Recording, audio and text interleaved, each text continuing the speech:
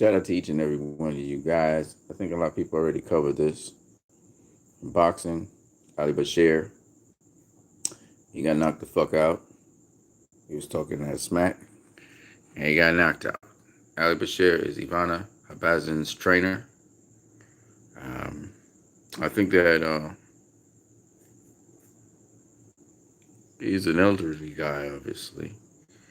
He's known for training Vladimir Klitschko and a number of other fighters. And Boxing Beats and Rise, EJ Boxing Lives, they've interviewed him a number of times. But he was talking that junk. Next thing we know, he's getting knocked out. And of course, you guys probably know the details of that by now. What I want to talk about is the fact that Claressa Shields, I was listening to John David Jackson say they had somebody lined up in 154 just in case Habazin pulled out. But apparently, Claressa, the fight had to be canceled. And so she's no longer a main event with Habazin. And fight's off again. It was off in August, and now it's off again. That's sad because you put in all that effort and all that training, and then one person can mess up everything. That's the problem sometimes with boxing. And apparently, this person was not part of Claressa's camp or anything like that. It would seem as though someone from Flint, Michigan, hell of a punch, whoever that person was. If it was just a one-punch knockout, broke Ali Bajir's jaw, and he's in the hospital right now, hopefully recovering. What can I say? That is not something that you want to see in boxing, the violence. But then again, you're talking about Flint, Michigan, the people, been through a lot, and those people also may not be, the most kosher people in the world. So, that's one thing I'm learning immediately. Be aware of your surroundings, at all times.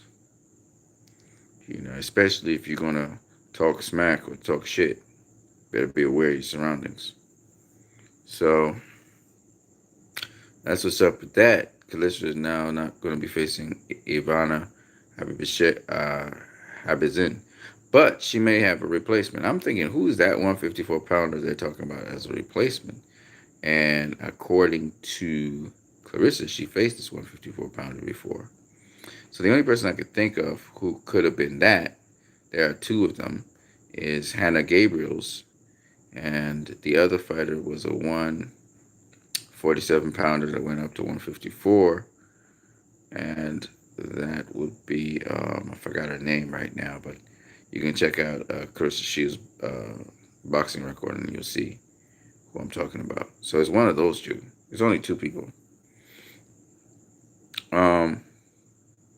So it's a little bit of a kink in the road for Claressa Shields. Hell of a boxer. The fact that she's going down to 154 was also amazing to me. And unfortunately, that got spoiled by some ignorant person. An ignorant person, what can you do? So hopefully the police investigates that and that person gets some charges on them for doing that they get caught and charged. Because that just don't fly. You can't be attacking people in the business. I don't care what they say or what they do. You can't be attacking people, and that's assault to him. So therefore, that is not cool at all. As to Claressa's future, looks bright. She's being promoted. There were a number of things that some people mentioned that Showtime didn't cover. Her press conference, her most recent press conference, or the weigh-in, and I don't know why that happened. We got to see some of the weigh-in and press conference. Fight Hype was there. I'm assuming Fight Hype also has the coverage of the person who actually knocked out Ali Bashir, and I guess they will submit it to the police or do the necessary due diligence that they should oversee. Whoever the person was, they got out of there. They hit and run.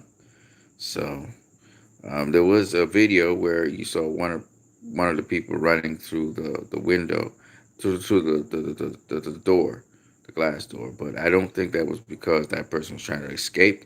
I think that person actually I saw it was a stout, strong, strapping guy with shades. I think he started to chase after the person who did that to Ali Bashir. I think he was part of the team, and then the tall guy with the shirt, the white shirt.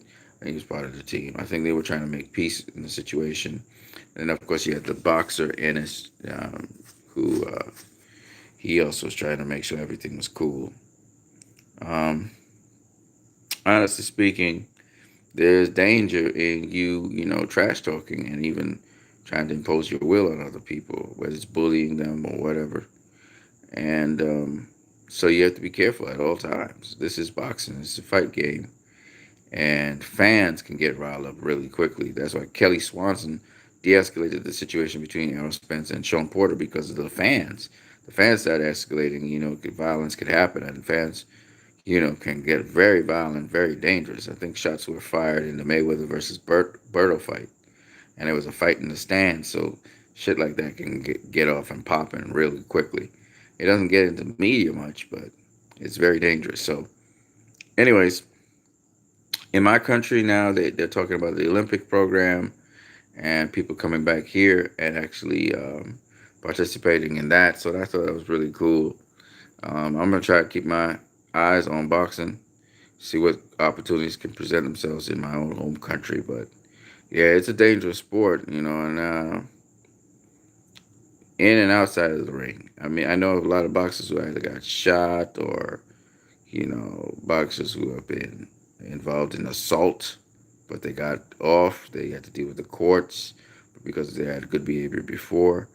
Um, the charges were more lenient on them. But I can mention several people who have assaulted people. And just very recently, Guy Russell, in a statement, he was talking about how he's not really good at, promoting a fight by, yelling and screaming in front of someone's face.